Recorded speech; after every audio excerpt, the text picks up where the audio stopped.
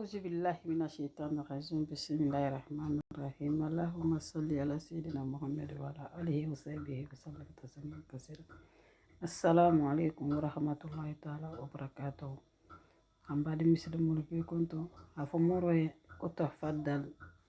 لنا ننكلا نتلو بلا ملا نعم.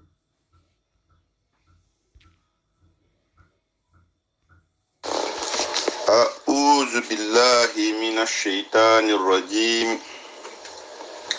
بسم الله الرحمن الرحيم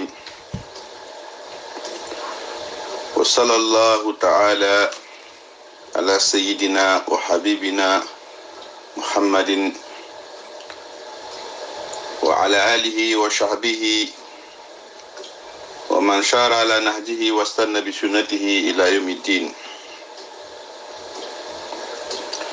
ربي اشرح لي صدري ويسر لي أمري واحلل عقدة من لساني يفقه قولي. ربي علمني ما ينفعنا وانفعنا بما علمتنا وسبحانك لا علم لنا إلا ما علمتنا إنك أنت العليم الحكيم. أما بعد، Radio Kamla FM Touba la merla kunyumaru balbele de ninga kontonna bi la hadoni kontro hasari ngala mba fala lenka. Assalamu alaikum wa rahmatullahi ta'ala wa barakatuhu. Balmbe kontro khair la folo halasin na Touba khalifo ma wala mo mbemba kajali ti boharia ana ko mo bele de ninga kamba bululu be ate kontro kilinga la si jaha alfa bama alhaji asma sankun katabe nyato fodi abun kono bema jaha kontongo be la soto be jaha kontongo kabila alfalu ini ko molumba be kontonna ha memba minte sankun konton fo turaya ha alhaji mfa sunna kaloto konton kontro khalsari ngala anako mobe hambemba jalan sehu konton kontro khalsari ngala ha alhaji neishi sankun konton kontro khalsari ngala khafain kokodi asabarta almusabaru kunna kha alhaji sinsamma suwaro konton kontro khalsari ngala halaji namu kalifa konton halema khili konton haja asma dabo konton haja dalaba kebe konton haja gundoba fofana konton haja ude gras konton kataben nalbe ma haushani sankunya anin karambaya bullobe anin jaha bingi maimat konton anin bingol fanambe haja ngame ma konton anin nalu fanambe nala bulola haja belba konton anin bar musolbe nala bulola haja nakadi marama konton anin bar musolbe fala bulola habono radio karamhol konton hodam tan karam homa ustaz alay nakadi bokari muallim karamba konton ustaz ban fanjonde konton ustaju na hasan kuma konton halaj dalo sila karamba konton katabe karamahol bema radio Kamla FM Touba habono radio baralal konton alhaji famadi sanusia konton fulo madi konton fulo fa hamse suma konton ani Muhammad Touré alay bakutubo kaba konton alay suri fofana konton na madi jawne konton fanni alhaji bafili jawne konton ana radio barla tol bele deninga hatuba kafo be konton femfen ni naben na mela tuba ha be konton agawal ngol konton femfen ni naben na mela gawali anala mininga be satel be gawal satel be me ngure konton ana lo tuba nini lombor konton hatambe ata buruka kure hanna merla konton jaga fanam be to men be siti lukan ana sita jawo jamba be konton na jango be jawo jam o kola mbe tuba population be konton na 4 be sila bara lalma bi konton na kontro khasari ngala mbafo le kini sege hatugun solo no hafo kini sege wato be hafo kini sege ne mo bien tilola ya fa kini sege inshallah sanan lokuma do kan non sai na silamate go kolla bar folo benna silamate go dam tala memma bi wala mo nga taxi kuba men soto mo hakan taxi la menna inshallah bol kala na silamate go tibi halbe konto yo bari ngalu halbe la denin konto album benna sawaba ma be dunnin kala na silamate go to bi kuma fulaka kuma folfolo wala be denni be bakrambangol masabar la dingraw to folo 4 be sankunyama 4 be karambayama 4 be jahama 4 be tuba be de ningama nga taxi ko men soto no le keta ndinke Muhammad ba karambala baran sayati al halal fanama men si hakilo di ndul kendolma o kamala alay ban fatuba hafizahullah ta'ala ala bange le minti bange membe malonni komo hakawandi tanola ikana so yakawandi ifangala woto metambi bi wonya kunu urala barambaran ko men ngambe masoto naketa ni torobati aketa ni torobata aketa jahadi bati aketa jigatege bati fonninke keren o hitarana kasankela umtarana ku balati jigatege ku balati an hatara akilbe saya male be batele makonani bari akenya dolbeje o se mo jigategele o kamala bari sani hajigatege e hakka wandi fana fi kulli yawmi tara al ayati wal ibara duwolum atala se kudo kele hal kawandi al halon al hakan kele nyamenna al hakan men kala Muhammad ba radiyallahu ta'ala anhu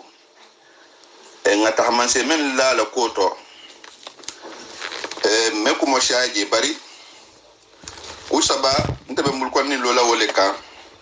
ul mutahamanse ni malati mo se jigi ni mala koto menna atu gada madinga mi adama de nyola kunna dia fono mi ala kisho fono ite men fono e hajigi ni ma men jala koto kila sallallahu alaihi wasallam ahole bange amantolien Usman ibn Majun la fato koto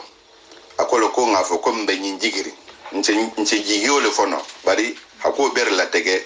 e ko mbari ngalu sake nyame na sawante koto bi kila ma fo nyonya sallallahu alaihi wasallam o kamala jigi nyima wolu munti nte se mbulolo menka a siawoti banta wala tatek nte no men nyaat fala radio kamla FM la bari ngal hame akeka wanditi ntultul fananye mamar ba wa hamen bara jani wala tema butum hamen bara ala baro wala dorom je tala adanda na no fanan betulaji fem babula sala imbe sajili kole fen kilinga men se tujol ma ke baro wala fanan bana fala o kamala hafo konin sawante fatuta ajukuru mahasina mauta ku kufu masawihi kila albangi sallallahu alaihi wasallam bari ngadul man wo fahamu kole ko sawante hannenke iseri ata men mai ho fala koto ala kukurma men iseri ata mai hidewo ma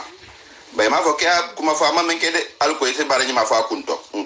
o mu fani afolati atala ma moya mar fani afola kole ki hammel lo ngala koto anyima i hofo i hammel lo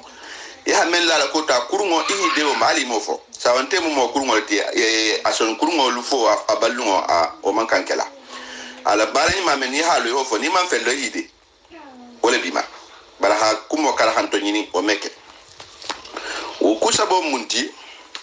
a folfolo ngaw hatike lambe tulusu mamad babi jammenna ase barale abe balukan ahlalu la halalu ase barale o mu adamadi nyato ku baleti mo ha balu a halalu la hatugu mbe femfe nyina dunia jam mbe manyini kala be male ni ni doni betala alkiyama halalo fa folo dol isema khesa o male sakona keta haramu mati bari ngal dol ntafe o fanga hafodala bari mo habali halalo la a ku balati mbe so wala foloma an natara nga kan so wala memma mbataw to koma mbe na wala falaten wala mu ala dinan tunyati mefem fano o to betege hatu de gungo manke betege bari nga memmen tulola kay fa to batar la to men hatara ni salji be signa be salo le makonna wala intijaru salati ba'da salati na milato alla kila ko sallallahu alaihi wasallam ka arribat o kamala o mujigi nyima balati jigi nyima ba ko atefan ne jara bole ani salji o mujigi nyima balati alma kila jigi nyima pa fananti o kola ala tamo menni saya jana masota ama ulu bahako le hala ulu bahako ntebe men kalma atugo akotoke kadibambo malala nani mose kuma tilinga kono la menga sia kadibambo tinabe fransija ma afrique londe bari janken ba kadibambo iso fusi fae asela men na wala morba la kumoti asela men na morba men fae ni ta hota no fae antita la kumutala o kamala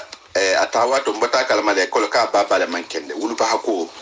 saya janta tara wolo tode imbem ku balati imbem ku nyimalati imbem jigi nyimalati jonni ngala kola alkiyama nushini morba al muyan fala ma habada bele shonayen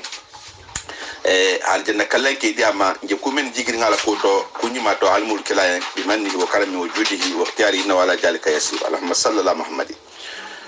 wotambo kola en tolufo ntol kendolu eta ko ngamen fo sai sawante la kunyima sefo bari alkana nyina alfangale ku atul kendolu sante kurata wajo na barol tema butum alma kala en kherati batul kendolu mo kende kerenga belori ane salje be sigrin kayina sallale wa ha fantara kasanketo o mukawandi balati mo hotoli o mukawandi balati kendoli ane saya atara fonninke ya kreya mento o fana mukawandi balati bele de ningayen ha foko saya asenala wato be asenala mo alhalo be fana ma sena dinima sena fonninke ma asina kebama asina kema asina musuma asina alhalo beto asina shuto asina tilito asina sawoma asina yala batuto ibala halawo alhalato ila ko saya sina lo itarala wa kamala wa hakan hanka wandin tul kendolu sani saya be silam pana mato menna hasila kendo muta hasilo muta men sita fanga tebe isa yako na kumo sit mem masayin mo hobe ma to hola ku menna ni haje bi mo kendo sama be illa tegeri asabo se ke kumo leti men se fo fatu mo hol fatu wato hatu ndol men be men jigiri mewfo nse kuma leti wato do ko mo mbe kulu kalmale ika atala be kulu kalma nyamena subhanahu wa ta'ala amma yashkun o kamala nindu manyo homma silam bari ngalu isa we ko ngatara na kemo holla nyamen na nin sawante fatuta ya men lo ngala poto so le nyasifa adam ta ala ko foloma ala ko le folo se fo sawante la koto sani mbari njuru joki ha fofolo ndo la sawante ko le so bari njuru joko le ma siama fa beje ala ko me foje men se fo bari njuru joki abale mo nyin sala mo hol nafa asa ko to ke bal nafa asa nalu nafa asa nyin ka se ni ke bari nyi ma balu bara se ase membula sila wala mu ase kafu memma wala mu ala la ko ti folo ala la ko le mu la siloti ala la hamaro ke bari njuru joko la ta habu ya hamaro ke wulu ba ko la bari asil abesala menka wala mu ala fanga la ko ti atala aja wa jalla akola tajidu qawma yu'minuna billahi wal yawmil akhir yawadduna ma hada Allah rasul law kana abahum o kamala ayo wa haitale hafoko mo hola bari njuru joko na malla ala ko kan na fafu shintala kime mo watara membe lari ala la limani abe sahari ko se mo kanu menga ala jahuya alo keta wulba wulta na bari mashutungolu kuma suta kamala o kamala mo meno ala sotola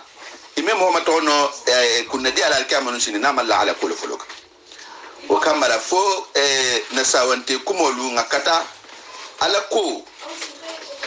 wala hama bambanje ka sai musalla bala to sunna bala misri kona jigini yalla bala misro me fa ko ay fara sallu sal misro kolla ala batula bala ma ninta sabi ame fatan wo kumo folo hafo wo hala sabati ani adama dingal tema kunyi malu o sena lawol ka bari jurjo kol bolo kolla o kamala ntol kendolu ngakanne ngata hasibake foninke la hakilo sotobi me ila tege jahuri ngolo fona kumata mbawo kolla ngo inna sharra atala hada alqanu kono bada a'udhu billahi minash shaitanir rajim ako inna sharra dawabi inda Allah asummun albukum alladhina la yaqiluna comme hobeto mo kurmo atala ya alkamalu shini wala mo holti men me kuma me e me ku fahamu e me hakilo soto kolma woto mo hobe ku to a hitara ku nyumato wala ke dingra nyinto nsen hammi hakile ngakili ninga ita mbari ngalla futa tubangolu jaha ani karambaya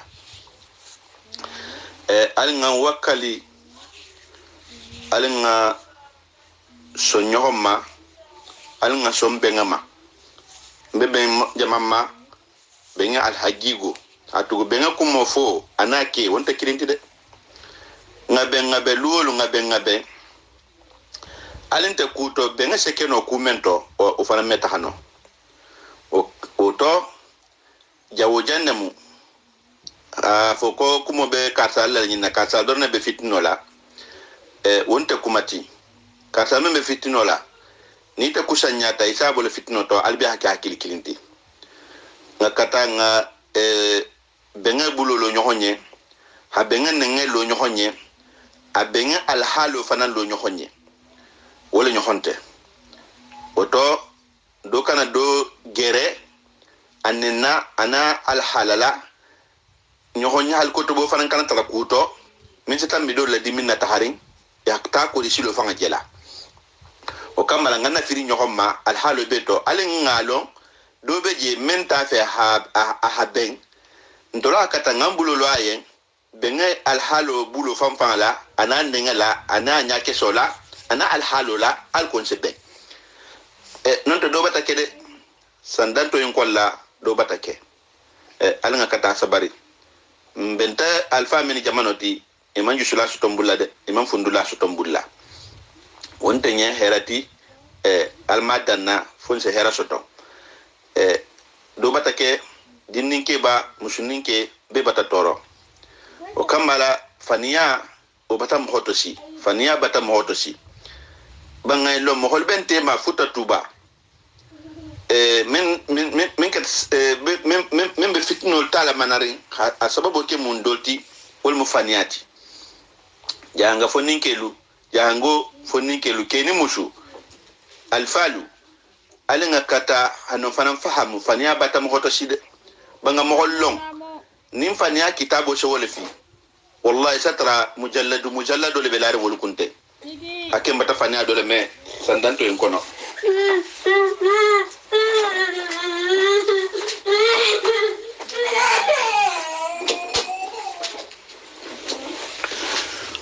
o kamala hakili tu bake mbebenga kumol meka ko hakili kilinti jahani karambaya fitnante jeo fitnante je alhaqiqato fitnante je hatu fitna man kantar laje na ko fitnante je fitna la man kantar laje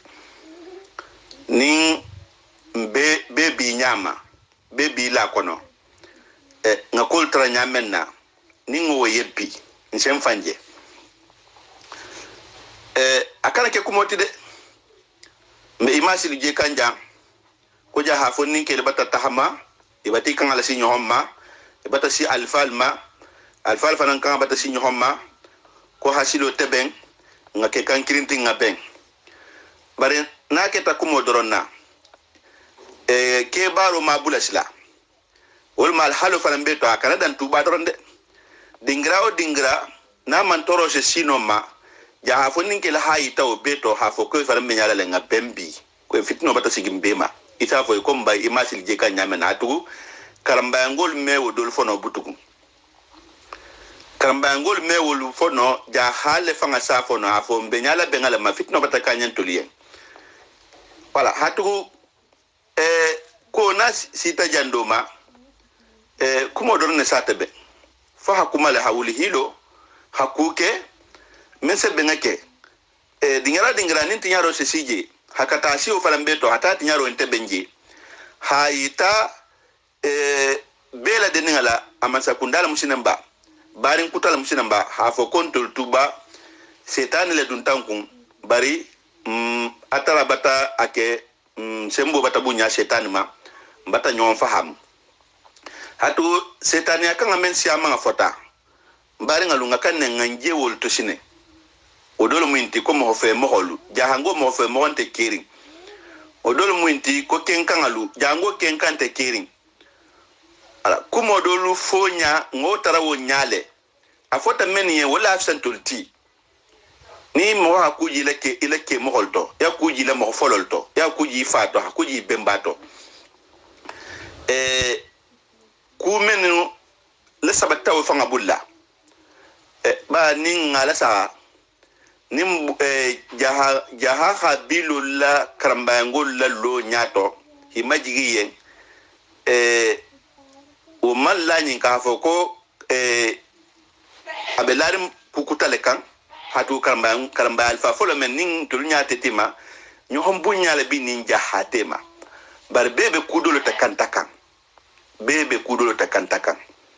o ko jamoti olma ala koti mengan tolba buluto bi wolma nafuloti nin nafulun tanyala hake ke mol tuta nyohonko a malala ni insa tala nu ebe nyohonko nu naful ko le munu mun sabula ndolma mewo na hayato kolla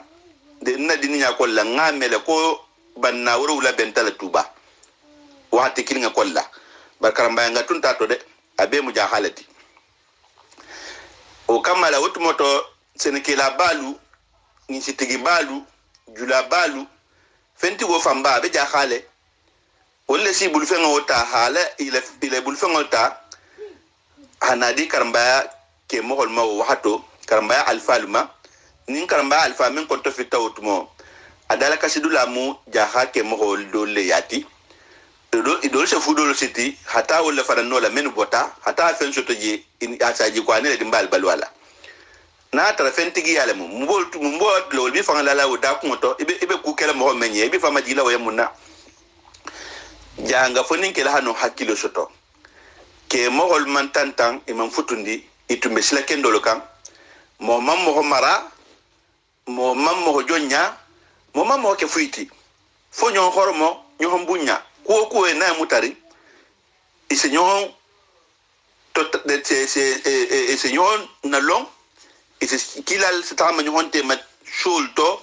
wa hatul kolla ko be mutari be sa bakalma ulma alfa kundati isin ya maro be men bulbutum ifanga la hamen bula ifanga chonta men la ya mardima ya maro sina fatan walla ko to sigina ke tatene hantul jamano sanin faniya hananare hanan ke nyohonto sanin setan hanare hanan ke nyohonto nim bata si jan do masine alinga sabar sine alinga nyohonje sine alinga wakali ngambo setan bul sine nyinte mo fu na fala fukula wala mo hake herati le satema wala hafsa yake nambaro tila satema na hakilinga lu memsalin lala no nabillahi salihu lam holla ko to nabillahi salihu itollaha nabillahi salu matrai na ka ha tara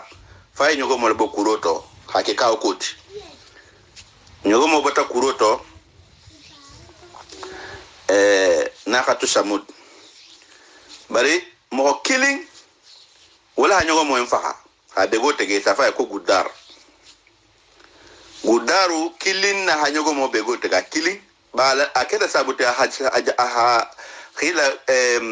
ila mohol be la kotinya atake sabute ila mohol be la kotinya ila mohol halagi samudangol be halagi ta asabo ke gudaru kilinti musabula njolo fala jaha fonin kelu nal nya betinyar lala alhide adafe ali ka anya kala benya bala fo inje menta man dinna sen torole hatu kumenje mutarin sani nimbirin ke alinten ni menje kuma tentam din nimbalati bari nde musutarin ko lale girimbo be bulata sako men ha koton tetisine wol sava kito mila ila alfa fololje wol savo ko alfa folol man sumu to nyala wol savo kima al halu de sate tumbe nyamenna barna atul ku hakili malu atul mo kendolu atul al hagiga moholu atul men ko be kolu kalama nahri hide faniya dafe ali hide tinyaro dafe ali hide futu fatago dafe mo kili nga se mantoro sile habilo mo me be ma se mantoro la si satema ni hide dafe parce que atugo hide ko dafe wol joti fana me sonni ngamale namu o kamala mo kili nga se kele sabute ha jamana mo me halagi mo kili samudangol ta qisatu no ninte samuda qisatu ti udar le keta sabuti hala habilo dohoya hala habilo la kotinya mba mo kilinga sekele sabuti habila baisha te kolla bebe men bunyari ibi gulyari ibi hormari ibi nyato ngayala al halu fanan beto mo kilinga na ke sabuti hol ma deki sa te kolla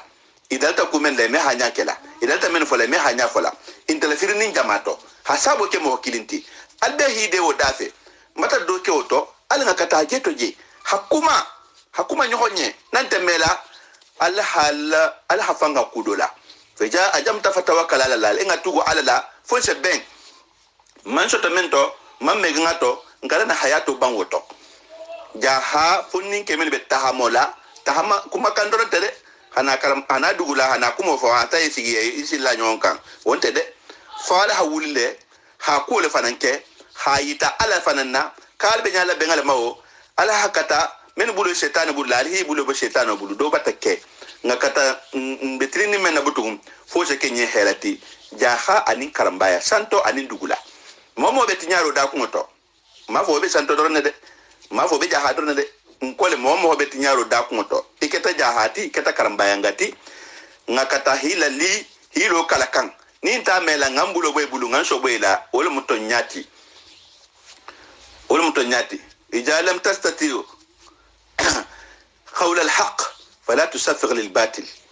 نيمنو تونيا فلا بالي من تغو ففانيا كينيا ولا ما الحقيقتي ألينا كتا بينا الحقيقو ألينا بوشلو لسنة وهاتو بيتا من سير بنالا من سيحكم هوكا ونلا ودولة تمتا فوتا تبابي فنينكي كين هيلا حبان وجونا كبارو تنبتو alfanan bi halon ka bonyale momo ni banta bini ke baro tembutum in khairan fa khairu wa in sharran fa sharru inshallah wala man nasla matego tabi be si haketunye almun kala nyohon fahamlati bena dunna na maksudo kolla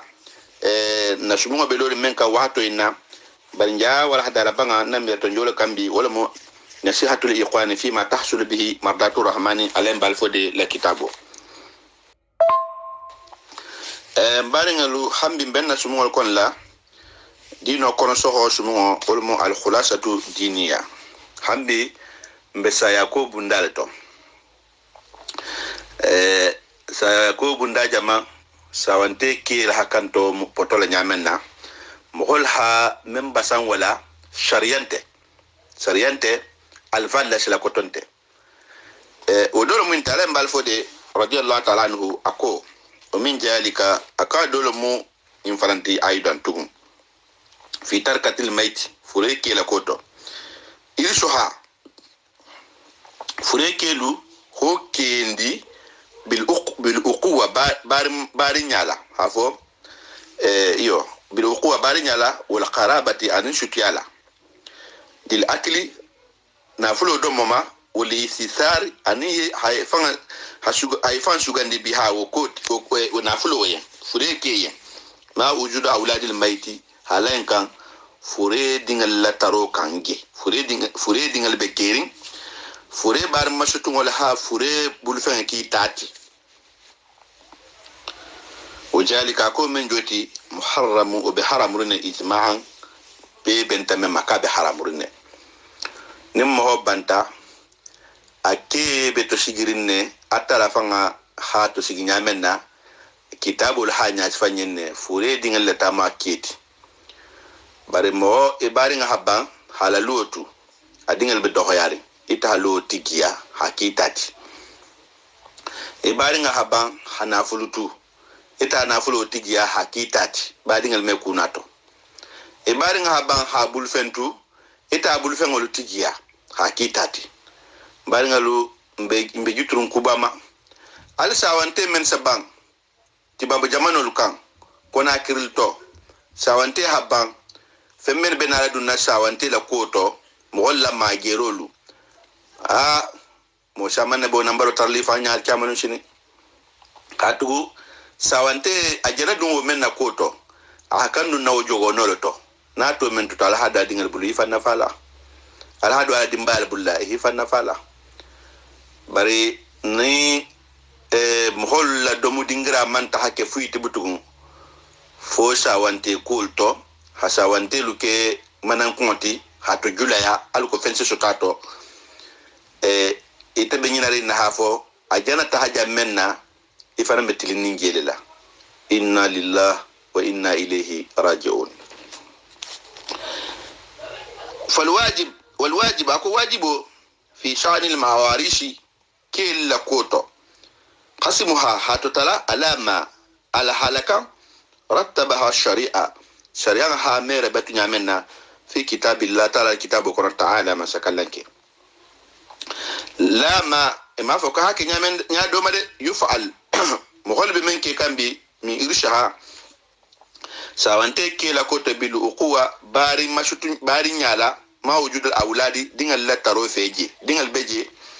حتى أكيك باري نياتي أو بكبير السن نونت سوانتي بتبان هادين التو حكيو تجيا سيلا كبايا على في الأولاد دين الله كوتو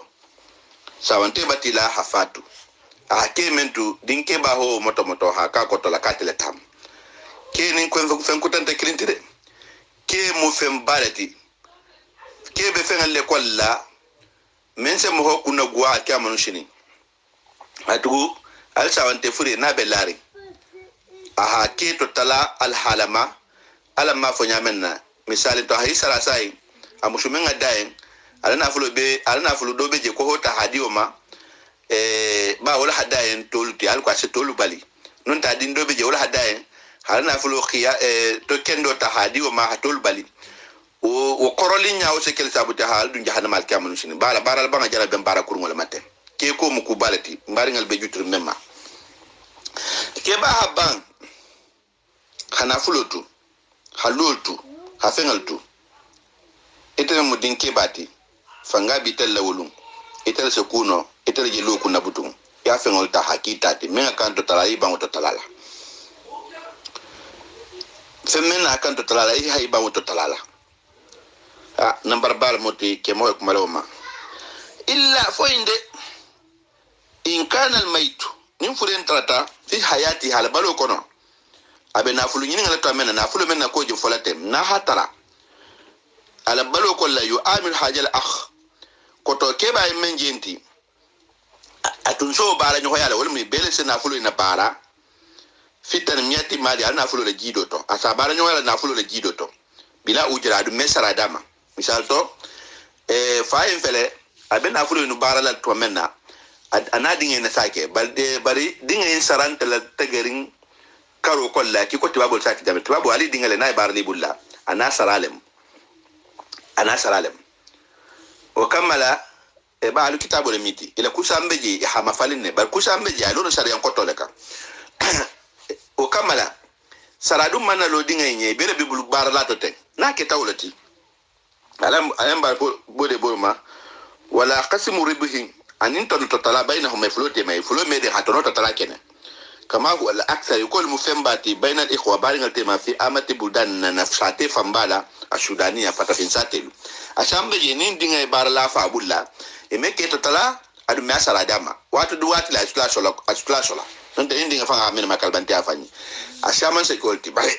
حسريانا لوا أكونا لا دينا حكام من شطلا يكون سرا إسافو سرا بلوما ننت تنطلع بلوما ومن سيا نفتن فينا ناتا تكي ولا صفاتي أنا بعرف بيقول ما كفل أحسن بمن غني وتو أنين زرو كي على سارة لسهاري كي على سهارو كي في جالي كوتو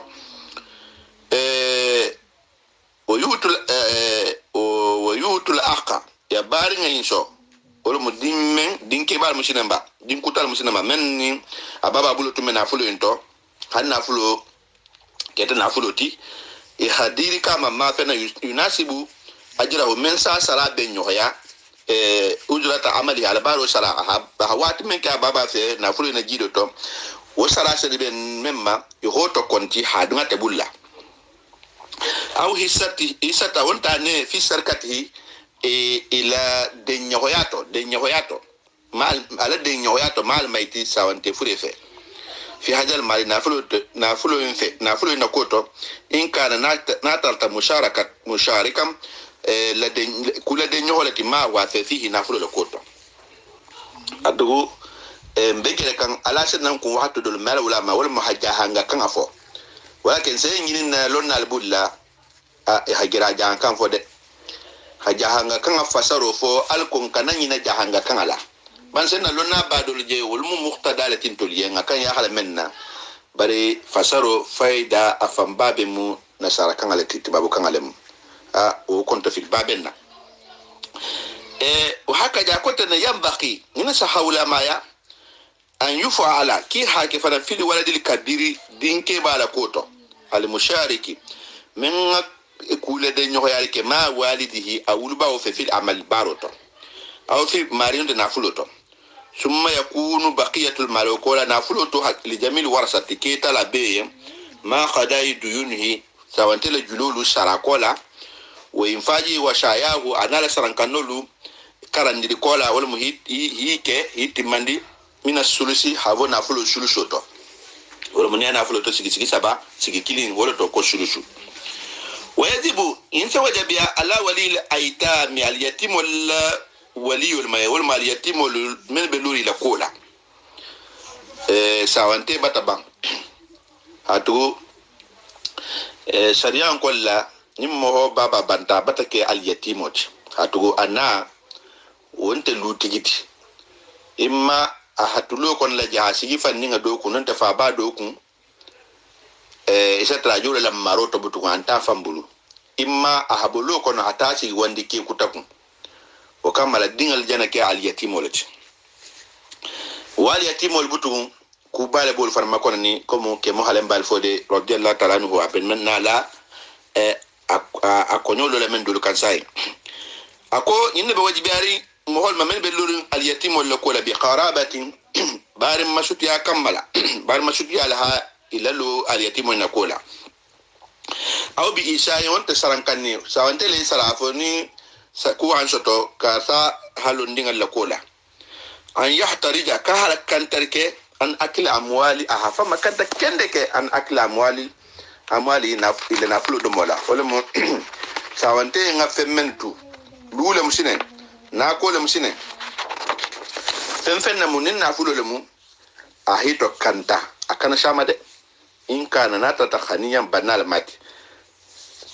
nimbanal mate akanen la na flota hakata kande abe kulfu kalfade hatigia wala tubutu fenti ibulukuluma wameke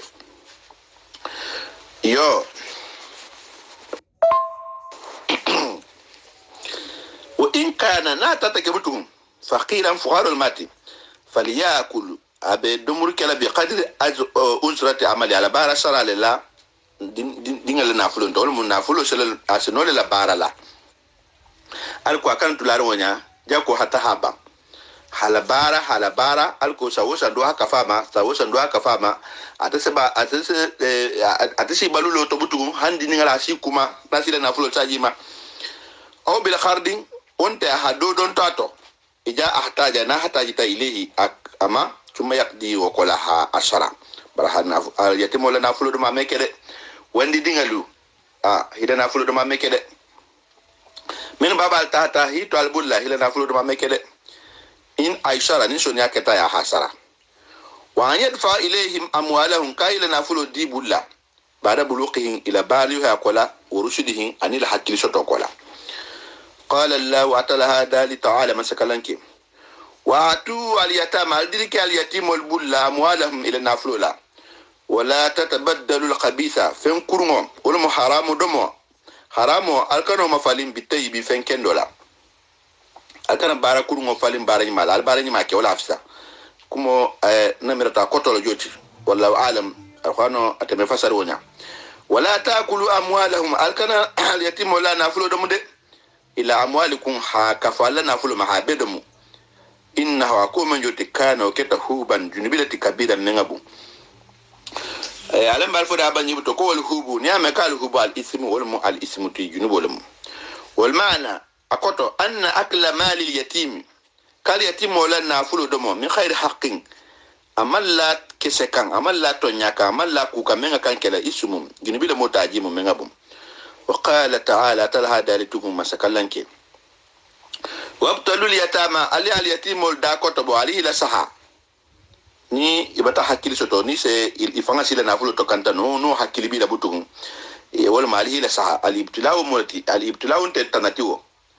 da ko to boro le muhammad hafenga ala saharo ke ibtilau butung annatija to wal mu abe ko mena sila muhoma wala se ke tanoti wala se ke khairo fanantiya misal to atala la kila sallallahu alaihi wasallam ako ajaba li amrul mu'min ako ka ku babu mu'min la koto ako amru kullu khairun ka mu'minu lakobe khaira in asabahu sarau akunu sewa ku hama sto sonia ku hama sto shakara fa shakara atala jansa kana khaira la shakaya khairati wa in asabatu darau nimman taraku fa ngama sto jangaruni gole aku hama sto fa shabara sabata fa kana khaira la shakaya khaira fananti au kama khala rasulullah sallallahu alaihi wasallam wataje ibtila wala mu nemo atala la nemo die mohoma anya nambaro leka alaman toro na la hera be mun ibtilaw leti moye itabato potola nyame na butung imma ya jansaro ke jansa dingrato ya hera soto imma ya sabar dingrato ya hera soto wa ibul ibtilaw le joti ya tala bol ma wabtulu ali da koto bo hila kula saha hatta jabalaku ni sitabutu an nikaha futoma hay hasi futoma hatta ijaba lahu hay hasifutuma fa in anastu natatasobi minhum ila koto rusudan kandala wal muhakkil ma yala fa fawilin amwalahum alila nafulu la dibulla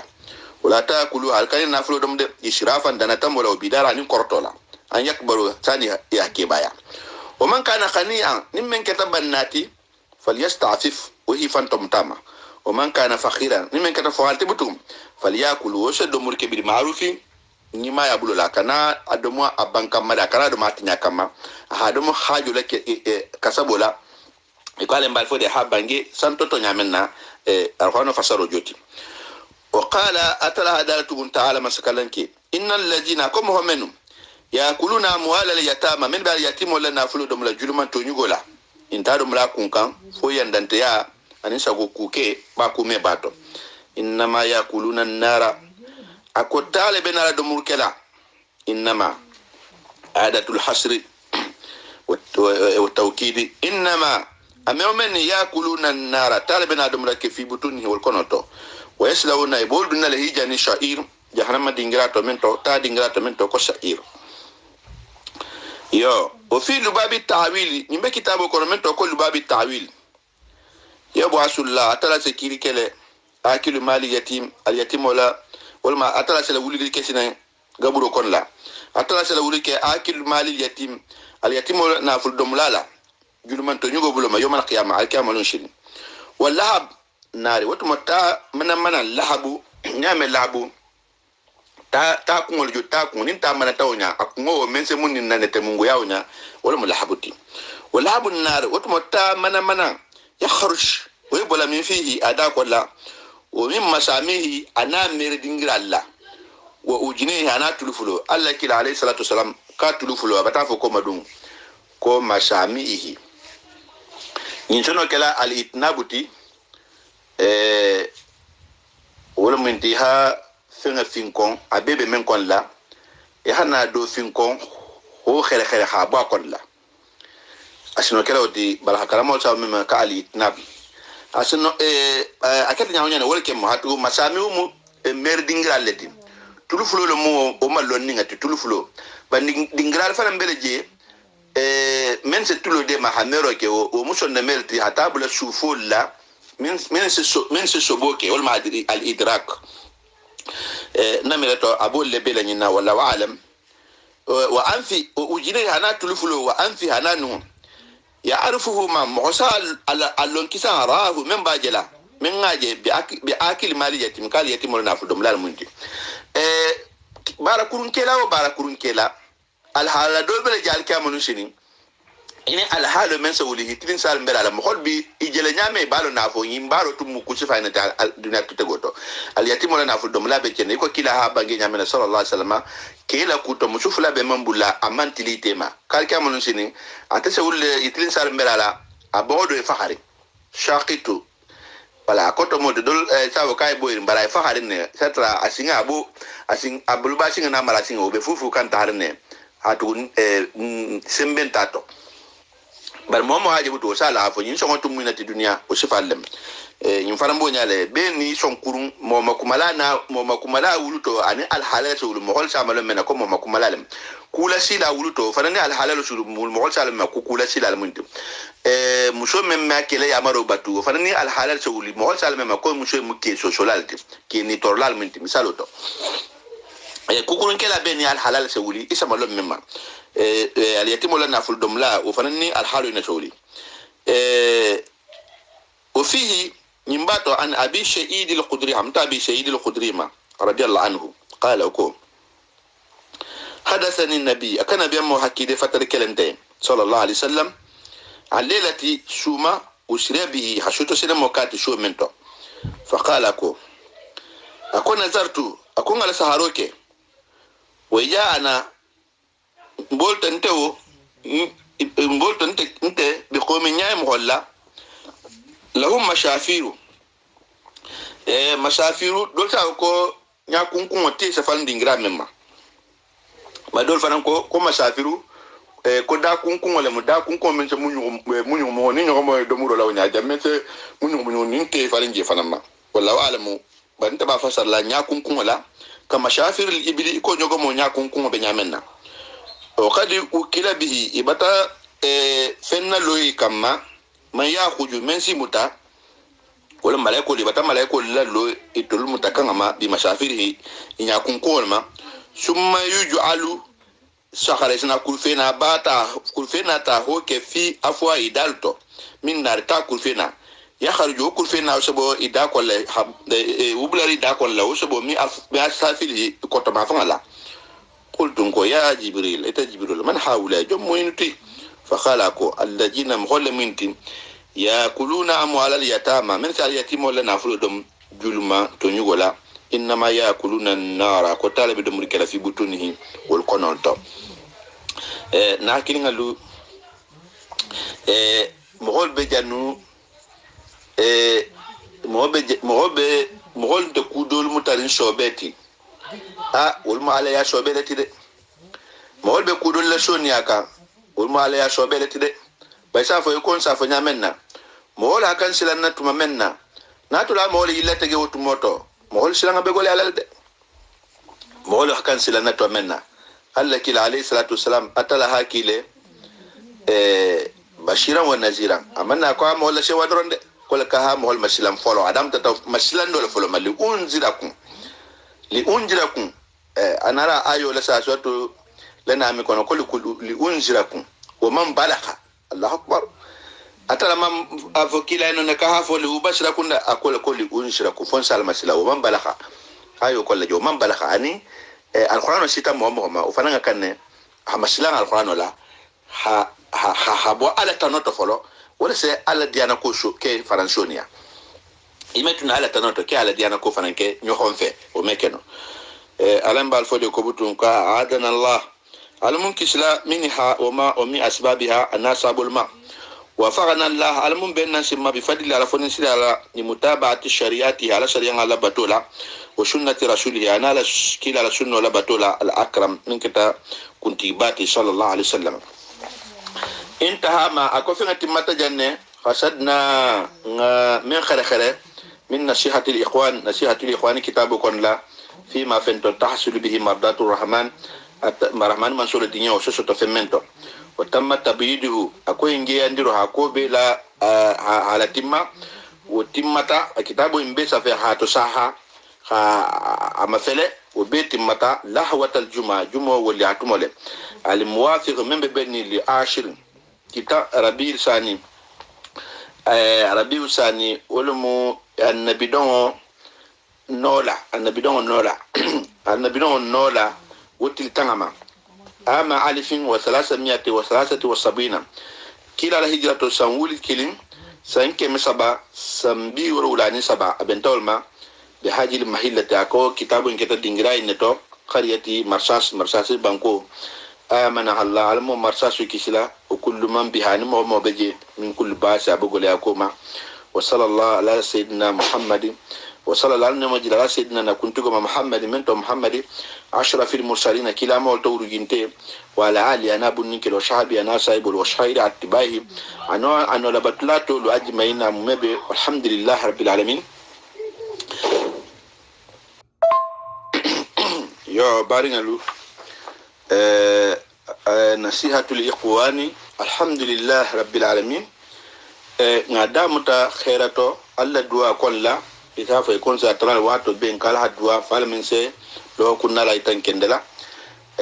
الحمد لله بتاتي ما بي منصور فنسلا كلا كتاب منا فما بالمو انتي كتابكم ما يارم بالمو نصيحة الإخوان تو نصيحة الإخوان لنا سيما ولا حسافيرو كي كتابو انجيرين كتابو انتانتو وكما كانوا من أنا قلت جام bari ndo bulkoninga lo dol toka ikomo kitabu tampulaha men la kumakanga natije odolmo ala shorbati makakol banta wa hasa fero kile kitabu intantu tantro fana mbeda ngala yo alhaji muhammad lamini ibn sheikh muhammad al-bukhari tubawi wo fana safero kamale samenye ko karamadi ba kanjalo ñini be la safero be ñini be ha kitabo ñin tantule wala ke kitabu bale mon kitabo inti mbari ngalu nga kan kitabo menje la hatoje kamadi ba safero kama ala surba maka kurbanta wa safero kama alhaji terno silla o fananga safero kama o farambe jinani o fananga safero kele kitabo ma hatantul kendelaka alhaji muhammad lamini bun jubair ufananga kita safero ke male kole dangole moti ufananga safero kele kitabu ma kole dangole moti asekho alhaji muhammad ibn muhammad lamin fadiga nkara muhammad fadiga ufananga safero kele kitabu ma ha kitabu nyintantu hashugo kama kitabu ko ngafanya menna nabe madanno bari alhaji muhammad kasho ibn ahmad jaruha aleba kasho samenyen kale ba kasho keba so ahmad jaruha dingen o fananga safero kele kitabu ima ha kitabu intantu hashugo laje wolunte mohoninti isafa ko makal manyamena njaram mo muhammadante nimbe mo kende nimbe lonna nimbe al haqiqa mo kitabu ina koto kitabu ina koto yo alhaji karam madi bun ahmad jaruha wala mum bemba karam madi hambi ahmad jaruha dingale mo faranti o fananga safero kele kitabo nyima ha shugo laje ha kitabo intantu kendeke o shiata bangole lo nonte gambi senegali nyin lo na shamanga kite safero kele kitabo imma inshallah afo nasihatul ikhwani keta kitabu leti kitabu barka ma balemu alen bal fode aha kulu mahajan a kulu mahajan lonna dolu sotale men ko mo dolu be sotale men ba makmala kitabu nda koto mbari ngalu mbe ala tala ala karanta ram hol kolla ala mun tarla mo hol kolla lonna men sontate kon jana men dol madante karamma di bakkan jalo al haqiqa mo ala la wulli ala la lonna ala nya silan jong qabul mo holemu wo ha kitabu menje ko kitabu kendolem ala mun te sonna woma al haji surba keba karansan ko dinge wo ha kitabu menje ko kitabu kendola nala londo nala nyasla nala mo khanyaya al mun te fanan sonna woma ala baka so kindiya ani al haykaram de ahmad jaru wadi mo fulo yimbe lonna yimbe al haqiqa mo wol son ta femmema al mun fanan sonna woma nkar muhammad fadiga lonna jata bayi menga londo la jense jidala banko imbeka o ni la londi fitino wala hakitabo men ni hatantu ha tantu almun fanan sonnawma kitabo ni inshallah fanan kurata la bi la hadolete man solo fon sila ko lambe atra fala men sa ko mo kem be maherati ha nyinki kika shonyanye mbe nyohon na li kam menna almum fa folo kala amelati hake bar la taala ha khalsa alayen halaw fanan kan tugun hake fenti min sa khalsa alayen atala sam tafana baring men fanan bala mela almol fanan tulukun nadi taralila hika amelati hika fahamlati hika bar la taala ni bar taala alma khalsa alayen na khalsa taala alma al hata ya allah ya rahman bimanni wa karami wa judi wa tiyarihim mpananga nina nobi hatimandi alien inshallah ngaina soto bi la hado hafalien ambi insemen lawka wolmo ambi alin ngantoja benge membe mutarin ngagel madunga ke men no be hilo hitake wal hadinna fi dunya wal akhirah almu jishladi lamma sate kono almu kala nyohon faham lati almu na hormo la kantala alfalu tununolu almu kala o to labatulati alamun bola alkana tunga sila kutala bo mfanye sila kutala bo o mandi mohola sila kutala bo mandi mohola ni asula kutala bo na hakilinga indatal ya hakilme dingrame ma ibta ila bo la kutala ma almu sila koto men ke mohol hatumbulla jaha nin karambaya ya allah ya hamani washilu alma fahamo so ni alanya setan mo men bente mal hakilini ma dilima ya allah ya hamani alma hakilini ma dilima almu hakilin madile mahambe ke hakili kilinti ikuma sabanyo na hakilin ni ha danka abi torolal de dankaro manyi alnga duwa wala hafisa dankaro manyi de ni ha mo danka ala nyaga ci tri telefon fol bala wala ke dankar ba manyi alnga duwa fal men sa hakilin madima almu hakilin madile bela de nima bimanni wa kalmi wujuduhu innahu ala jalika yasiru ala sallallahu ala muhammad wal ma be konta falen ko assalamu alaikum nin alhatta na men jeje hambi nsafalen in uridu illa al-islah mastata'tu man la fi fusla fa hatta ben nkata fi la yala nsanyi nano wala ke ngafo bar ngamira len ka hanyi inshallah ma kala nyima fananti albeya mastata'tu nsemeno ma tawfiqi illa billah ali tawakkaltu wa ilayhi unibu wa subhana rabbika wa rabbil izzati amma yasifuna wa salamun ala al-mursalin walhamdulillahi rabbil alamin wa alaykum assalam wa rahmatullahi ta'ala wa barakatuh alamita fansi mayala hijato kenda ikisi tanga kusamin be so be nana de alhamdulillah rabbil alamin alamisi mayala hijato kenda afembo to misati to fangatin kila promo na bra bismillahir rahmanir rahim ari ganna bebe ndula mujeleti ari ganna la musambala jewo tilimawala ummima bulli kitabi lonna lubima bulli kitabi ala karamalu mamaringa bange kole moti ala malun kilila simaya nenkenda ya kola tilimawa malun kilila simaya nenkenda kola tilimama moro jabi gasamo alamisi mala kenela arigana lami falu jelulaji tilimawa arigana inatata kujele tilimawa arigana ifatata kujele Tilimawa Arjanna alumbe mbalu bigere Tilimawa Arjanna alumfalu bigere Tilimawa kalum fananga jannatu baroke famasa salinkili Arjanna simayanu kena kola alamu kilila Arjanna tilibina usi tijanna Karawalo mamarenga wange tilibila usi tijanna tilimawala lonna la kita karana bonsole dumala ala ayita silimango kada ibarabange yo babadi makono ala ayita silimango ibarabange ibangeta to nyadi mole matiwo ala haji karamba jabi dimba ibangeta to nyabulola Arjanna tilibila usi tijanna tilimawa. Assalamualaikum warahmatullahi taala wabarakatuh. Video mena ayabula wonya fonga jansaro dola alhaji ka halbe kon ton romo la bunya la fama jigola fayda dingal be ngakilo mutaka alta tanta mingeji telemo alsala hakotu nyamola afali yanka. Assalamualaikum warahmatullahi taala wabarakatuh. Me bakutu